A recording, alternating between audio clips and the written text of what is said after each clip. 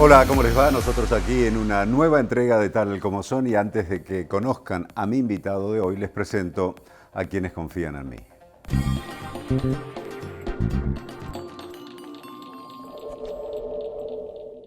Para ser competitivos en la industria es necesario contar con una flota de vehículos acorde a los tiempos que corren. Por eso, a la hora de renovar el parque automotor, piense solo en el especialista. Naviral Mercado, subastas online.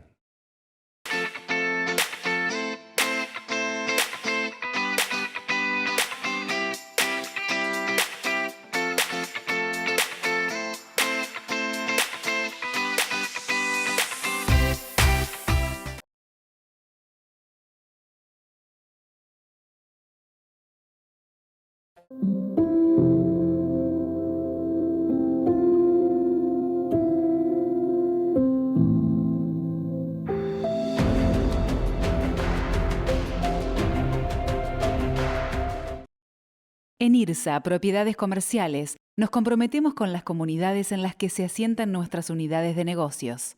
IRSA, Propiedades Comerciales, construyendo el futuro. En Lanús creemos en la educación de calidad. Por eso estamos entregando kits de robótica a los centros educativos del municipio, para que nuestros chicos aprendan nuevos conocimientos científicos que son la base de las industrias del futuro. Informate en lanús.gov.ar/Lanús Construye Futuro. Lanús nos une. Paladini, empresa de alimentos que desde 1923 acompaña la mesa de los argentinos. Grupo Asegurador La Segunda. Lo primero, sos vos.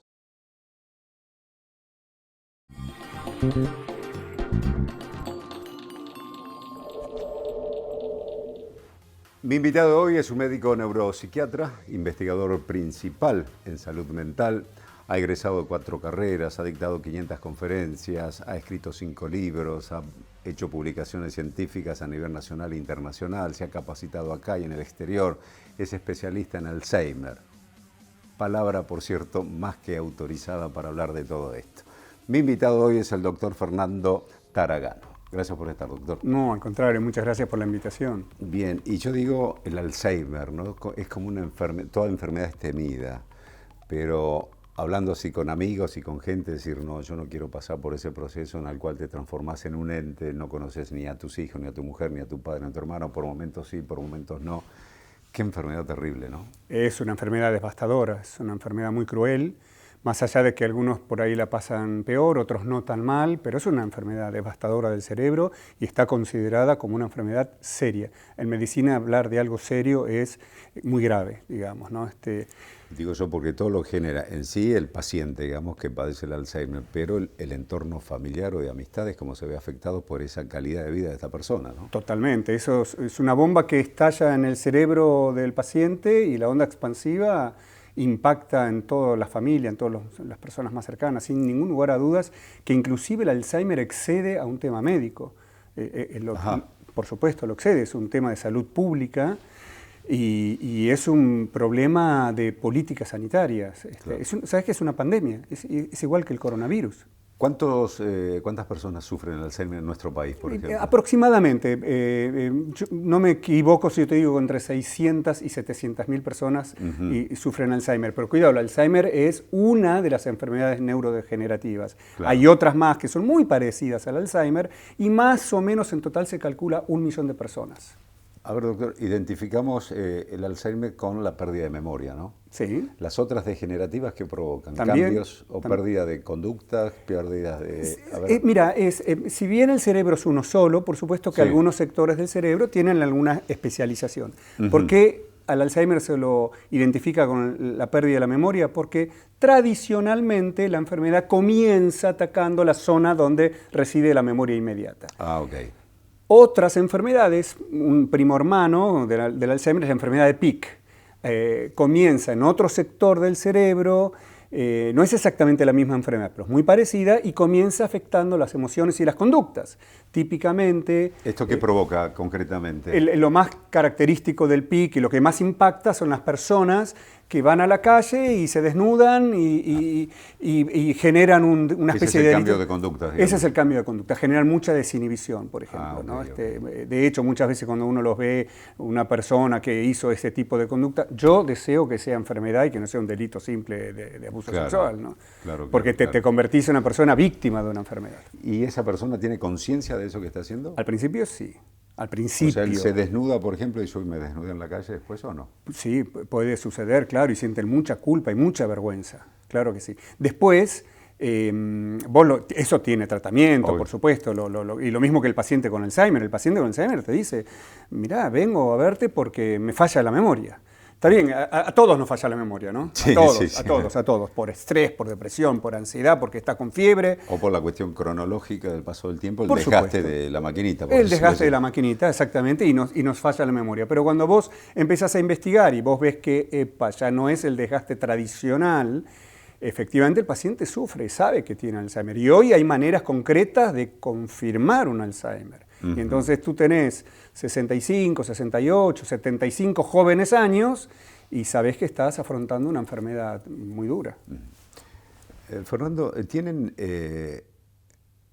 características por la sociedad en donde vive esa persona, hablando de distintos países, que se manifieste el Alzheimer más en algunas sociedades que en otras, o no tiene nada que ver? No, esa es una buenísima pregunta, ¿sí? Y eso se ha demostrado en los últimos 10 años. Por supuesto que la enfermedad es una enfermedad propia de nuestro cerebro, pero Sí. además tiene características regionales, según donde tú vivas. Ajá. Y tienen determinadas evoluciones. Algunos lugares evolucionan más, otros evolucionan menos. Lo más fácil que yo te puedo decir es, evolucionan mucho peor en los países donde sus ingresos económicos son denominados medios a bajos. Entonces vos tenés la misma carga de enfermedad, si vivís en determinado país, vas a tener un pronóstico un poco más difícil, y si vivís en otro país, por el acceso a la medicina, por la facilidad de entrar a los sistemas médicos, te van a cuidar un poco mejor, y entonces la evolución ya es distinta. Entonces, ¿qué te quiero ratificar con esto? Según donde vivas, también va a ser así tu pronóstico. Claro, por eso digo, en sociedades que son más violentas, un país que está en guerra durante, por ejemplo, mucho tiempo, o que las condiciones económicas te llevan a tener una vida desastrosa o complicada. ¿Todo eso influye en el momento en el Alzheimer? Sí, definitivamente que sí. La mala noticia es que influye en muchas otras enfermedades también. Sí. El estrés, por decirlo. Coronarias o corazón. Por supuesto, todo pero eso. por supuesto. No es que te va a generar el infarto de miocardio, pero te lo dispara. Vos tenés la enfermedad por obstrucción de las arterias coronarias y el estrés lo único que hace es le tira queroseno a un incendio y eso le va a producir a la diabetes, a la hipertensión arterial y también al Alzheimer. Al Alzheimer y a todas las enfermedades degenerativas, las microvasculares. Tenés pequeños infartitos que ni te habías enterado y de golpe con el estrés todo esto se empieza como las burbujas a ver más de estos pequeños infartitos hasta que empiezan a ponerse cerquita una del otro. Y entonces lo que es una burbuja chiquitita se convierte en una burbuja más grande. Eso es en realidad un infarto un poquito más grande, ¿no? Claro, vos sabés que mi padre murió a los 83 años y en los diagnósticos previos a su muerte, y le hicieron una serie de estudios, me dice, tu padre tiene pequeños infartos. Sí. Ese es un poco, digamos, el 18% de las personas de más de 60 años podemos tener lo que se denominan pequeños infartos silenciosos, porque es un poco el costo de vivir. Cualquier auto de la marca, la mejor marca que te guste, Si se usa, se desgasta. Si se usa, se desgasta, obviamente, y nuestra máquina biológica también. Y hay una capacidad de desgaste fisiológico, normal. Claro. Los huesos, las articulaciones, todo, los músculos, nuestras neuronas y nuestras arterias. Pero claro, también es una cuestión hay determinada capacidad de tolerancia. El cerebro es muy tolerante, el cerebro se banca muchos pequeños infartitos en silencio. Sin que eso te provoque un cambio evidente en tu vida, digamos. Sin que eso te provoque un cambio evidente en tu vida. Claro, eso se calcula que le ocurre al 18% de la población. Ahora, es mejor que no te pase. Sin lugar a dudas. Es mejor que no te pase. Bien, por suerte no es una enfermedad muy presente. Si hablamos de 700.000 personas en una población de 45 millones de habitantes, En el global es correcto, Ajá. pero todos queremos vivir muchos años y queremos vivirlos bien. Sin dudas. Y el principal factor de riesgo para tener un Alzheimer o las enfermedades parecidas, por eso te digo, es hasta 1 millón de personas en Argentina, Sí. están por arriba de los 65 años. Entonces vos en los últimos años tenés mucho más riesgo de tener estas enfermedades. En gente joven, ¿hay Alzheimer o no? Sí, mira, la persona más joven que a mí me tocó asistir con Alzheimer ajá. tenía 38 años. Pero por cada uno de 38, creo que te voy a traer 200 que tienen 72. La edad tradicional en la República Argentina, y lo digo por los estudios que hemos hecho, sí. es entre los 72 y los 75 años. Hoy, una persona de 72 años, joven. No solamente jovial, sino que perfectamente joven. Totalmente. Entonces, de golpe, esa es la abrumadora mayoría. Y después tenés que a partir de tradicionalmente de los 65 años hasta los 90 o hasta los 100, vos tenés, a medida que vas creciendo, es como la velocidad de un auto. Vos vas más rápido en un auto, más riesgo tenés de accidentarte. Entonces, más años tenés, más riesgo tenés de tener estas enfermedades, que no significa que las vayas a tener. Es ¿no? una probabilidad. Es una probabilidad. Exactamente. Mucha gente puede estar ahora viendo o habrá leído en estos días una noticia, siempre hay que ser cauteloso, digo yo, con esto, porque como cuando se habla nuevo medicamento para el cáncer, nuevo medicamento para esto, y toda la gente cree que por ahí ya viene la solución a eso y no es tan así. En los últimos días lo que ha surgido, Fernando, es la noticia de un nuevo medicamento, el primero que ha salido en los últimos 20 años para ayudar a combatir al menos en parte el Alzheimer. Como vos autorizada que sos en esto, ¿qué hay de cierto en todo esto? Es cierto, es una buena noticia. Es una buena noticia, pero genera al mismo tiempo un montón de desafíos por delante de difícil solución. ¿Por qué digo que es una buena noticia? Porque los buenos medicamentos que tenemos hasta ahora son sintomáticos, o sea, para decirlo en fácil, son más bien parches, ¿sí? Bien. Que ayudan y ayudan mucho. Este nuevo medicamento... Lo que hay hasta ahora contienen la enfermedad, pero... avanza inexorablemente en líneas generales. La enfermedad sigue avanzando, Sí. la frena un poco, digamos. La frena un no es que te poquito. van a curar los medicamentos que hay hasta hoy en día. No, hoy para que tú sepas el porcentaje de pacientes con Alzheimer que vos podés decirle qué buen pronóstico que tiene, qué buena evolución, está en el 10-12%. O sea que si vos la ves por el lado negativo, entre el 88 y 90% tienen evoluciones muy difíciles. Pero claro, hay que salir a buscar ese 10%. Claro. Cuando vos decís de 1 millón de personas con estas enfermedades, tenés 100.000 que pueden ir un poco mejor, claro, es mucho. Bueno, pasa que 900.000 tenés que lucharla. Este medicamento se consideró que iba a ser considerado bueno si superaba el 20% de mejora, comparado contra darle talco. Se llama placebo técnicamente. Placebo, ¿no? exactamente. Exacto. Entonces, si superaba el 20% del beneficio comparado contra un medicamento que se llama placebo, que es nada en realidad, Sí, sí. que vos creés que estás tomando el medicamento, porque esto es importante, vos tenés que tener el convencimiento pleno de que estás tomando el Por eso medicamento. vos te dicen, te estás tomando Exactamente. o te dimos la vacuna. Exactamente, tal cual. Bueno, este medicamento Ni superó... siquiera el que la aplica, en el caso de la vacuna, sabe si es placebo o no, como para darle Pero mayor cuando se velocidad. hicieron los estudios y se hacen los estudios con Sí. las vacunas, a vos te aplican y Exacto. ni el que lo aplica sabe si... Por eso te decía, Exacto, ni tal lo cual. sabe. Ni lo Nadie sabe. lo sabe, exactamente. Lo sabe una computadora en realidad. Exactamente. Entonces, ¿qué sucedió? Dio un 22% de mejoría. Y 22. Vos decís, bueno, 22 no es mucho, pero es más de lo que teníamos. Según Y donde te pares, claro. Exactamente, según donde te pares. Entonces, no es ninguna panacea. Como tú muy bien dijiste, hay que ser prudente. Pero claro, venimos de más de 20 años de investigaciones que se caían. Nosotros aquí en Argentina y nuestro grupo ha investigado prácticamente todos los anticuerpos monoclonales. O sea que yo te lo digo por conocimiento Sí. directo. Entonces, claro, cuando vos se cae de golpe este medicamento, aunque no sea ninguna panacea, tú decís, mejoran un 22% y además el mecanismo de acción es distinto, ya no es un parche sintomático, sino que están modificando el decurso de la enfermedad. Entonces, te da entusiasmo, científicamente es un gran avance, hay obstáculos a vencer. La FDA le ha pedido algún otro requisito a futuro, ¿no? La FDA, mira, le ha dado una autorización que se llama acelerada. En realidad es una autorización que está predeterminada a que esto se siga ratificando en el futuro. O sea, okay.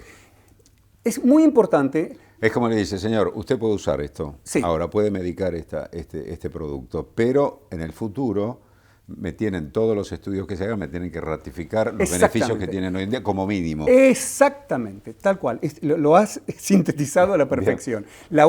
Acá hay una discusión importante que el Ministerio de Estados Unidos contrató una serie de expertos externos y los expertos externos votaron en contra del medicamento. Pero la FDA, y es muy importante porque es lo mismo que hizo con las vacunas, dijo, a ver, yo tengo una presunción de que esto puede funcionar.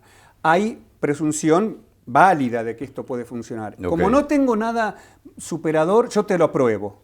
Y vos, como acabaste de decir, vas a seguir estudiando para ratificarlo. Si no lo ratificás, te quito el permiso. Este es el esquema actual, se llama una aprobación acelerada.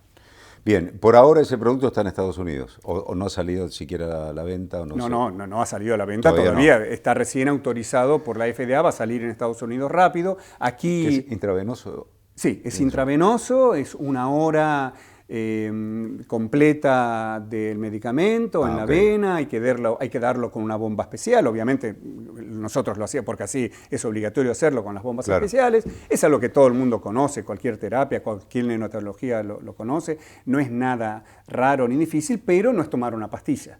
¿Sí? Claro. Y además el medicamento arrancó mismo en los Estados Unidos caro, es un medicamento caro como todos los anticuerpos monoclonales. Claro. También y al menos en la primera etapa, después se estandariza el precio, por ahí tiende a bajar, pero sí, por eso por supuesto. Falta tiempo. Claro, ¿no? que en medicina uno dice todo aquello que verdaderamente ayuda es barato finalmente, ¿no? Sí, nada más que hay gente que tiene acceso a eso y otras personas que no lo pueden hacer. Ese es uno de los grandes desafíos, que es no generar inequidad social, mismo en Estados Unidos, ¿no? Sí, sin lugar a dudas. Mismo en Estados Unidos. El costo es $56.000. De todo el tratamiento, ¿no? Se especula, ahí estás contando camillero, diagnóstico, resonancia, traslados, medicamento, aplicación, todo eso calculan en los Estados Unidos más o menos $5.000 por mes. O sea, más o menos $55.000, $60.000. Yo estoy casi seguro, no va a salir lo mismo acá, va a salir mucho menos, pero para nosotros, para nuestro bolsillo, va a ser igualmente de caro que para el bolsillo de allá. Eso es así. Esta es una de las objeciones que se hace. Vamos a ver qué hace Europa. Los medicamentos que hoy tenemos desde hace 20 años, al principio, por ejemplo, en Inglaterra ¿qué dijo? Ok, yo te lo autorizo, pero te lo pagas de tu bolsillo. El sistema de salud inglés no te lo va a pagar. Y hay que decir que el sistema de salud inglés, aun siendo un país bien neoliberal, es uno de los mejores sistemas de salud de cobertura para el adulto mayor, ¿eh? Eso siempre lo hemos dicho. O sea que se destaca por eso, digamos. Se destaca. O sea, probablemente mucha cobertura para el adulto mayor. Muchísima cobertura, y lo hace el Estado con los impuestos que abonan todos los ingleses, ¿verdad? Y sin embargo, ellos dijeron, ok, te lo probamos, pero lo pagas vos, no lo va a pagar el sistema. Mi Dios. Después, con el tiempo, lo absorbió el sistema inglés. Claro. Sí. Ya era otro costo también, me imagino. Sí, claro que sí. Son medicamentos igual costosos, pero no tanto como esto. Los anticuerpos monoclonales son costosos. Y tú sabes quién promovió todo esto, César Milstein. César Milstein, nuestro premio Nobel.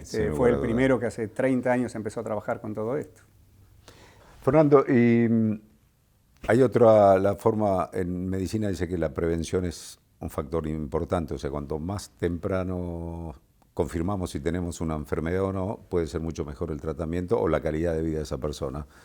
Leía por ahí también que está ahora la detección del Alzheimer a través de un análisis de sangre. ¿Eso va en ese sentido, va en ese camino? Sí a las dos partes de la pregunta. Sí a la primera parte, de que efectivamente, y esto es una afirmación que acaba de volver a hacer la FDA, porque es un ente regulatorio, y que un ente regulatorio te diga es mejor intervenir en el Alzheimer cuanto antes se le diagnostica, es todo un hito para un ente regulador, porque confirma lo que los médicos venimos diciendo hace mucho. Una cosa es que todavía no tenga curación, y otra cosa muy distinta es que vos la puedas diagnosticar antes. ¿Por qué? Porque podés hacer prevención. Y se ha demostrado, volviendo a una de tus preguntas, ¿qué pasa según donde vivís? El país que vivís. El país en el que vivís, la sociedad en que vivís. Vos en determinados lugares hay determinadas piedras que te van a acelerar la enfermedad. Si vos sacás las piedras del camino, entonces la enfermedad retoma su velocidad inicial, que es más lenta. En otras regiones del país, de la Argentina, eso es lo que nosotros pudimos demostrar, no es lo mismo Patagonia que el noroeste, que el noreste, que el centro, claramente no es lo mismo, lo hemos mostrado. Entonces vos, por ejemplo, por decir algo, en el noroeste sacás determinadas otras piedras distintas en el camino. Y esto, una vez más, lo demostró Inglaterra, con sus propios ciudadanos ingleses. O sea, entonces, esto responde a tu primera parte.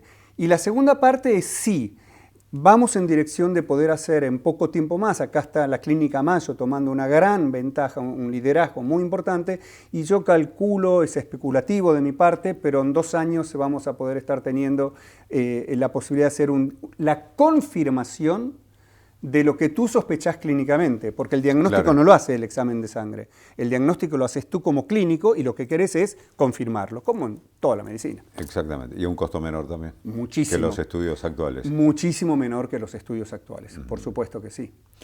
Nos plantamos ahora en esta situación, digo, me entero que tengo Alzheimer, me lo dice mi médico, ¿qué tengo que hacer yo como paciente?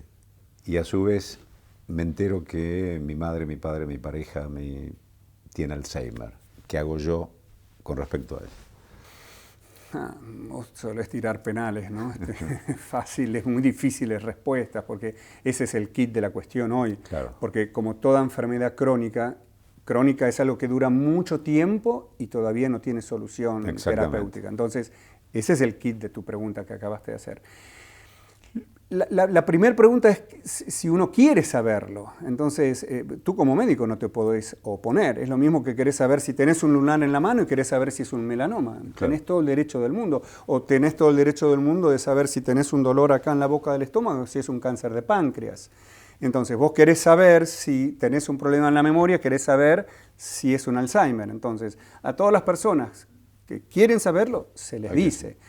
¿Eso qué te permite a ti? En primer lugar, volver a tu pregunta anterior. Saquemos todo lo que te va a hacer mal. No aceleremos la enfermedad inútilmente. Claro. Perfecto. Y tú sabes que desacelerando la enfermedad, los ministros de salud de todas partes del mundo, al final de una década, va a tener muchísimos menos ciudadanos afectados de Alzheimer, solamente por quitar piedras del camino. Entonces, tú te enteraste, o yo me enteré de que tenemos Alzheimer, cualquiera de los dos, entonces podemos empezar a sacar esas piedras del camino, que son las tradicionales que los cardiólogos nos vienen enseñando hace años para las arterias coronarias. Sí. Mirá, aflojá con el cigarrillo, con el colesterol, ojo con la diabetes, ojo el sedentarismo, la retracción social, por eso el confinamiento para evitar a la pandemia ha puesto en evidencia muchísimos problemas cognitivos, pero bueno, hay que hacerlo.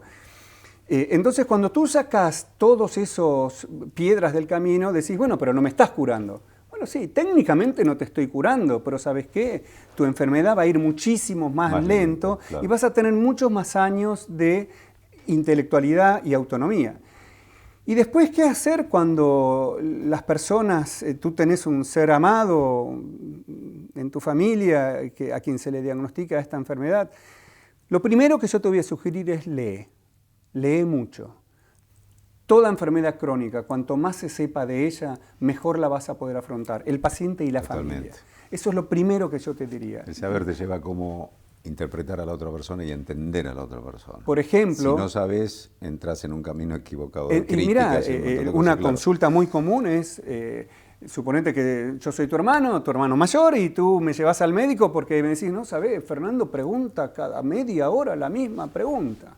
Estoy que no lo aguanto más. En realidad, yo no estoy recordando que te pregunté. Y por eso te vuelvo a preguntar. Y así es como muchas veces hacemos el primer diagnóstico. Si yo supiera que diagnóstico. te está pasando eso, no diría, me está preguntando cada media hora algo, ya no lo soporto más. No dirías eso porque sabes de qué se trata, ¿no? Claro, te cambia radicalmente, por supuesto. Bien, nos quedamos casi sin tiempo. El principal trastorno de los argentinos, ¿cuál es? Hoy, Sí. sin ningún lugar a dudas, te voy a responder la irritabilidad. Lejos, Qué horror. lejos, lejos. Lo que pasa es que la irritabilidad toma después distintos caminos. La irritabilidad puede llevarte al pánico, a la ansiedad, a la depresión, dispararte un infarto agudo de miocardio, dispararte tu diabetes, dispararte la hipertensión arterial. Pero lo que tenemos los argentinos, sin ningún lugar a dudas, es la irritabilidad. Y la irritabilidad es una emoción primaria con la cual venimos genéticamente de la existencia.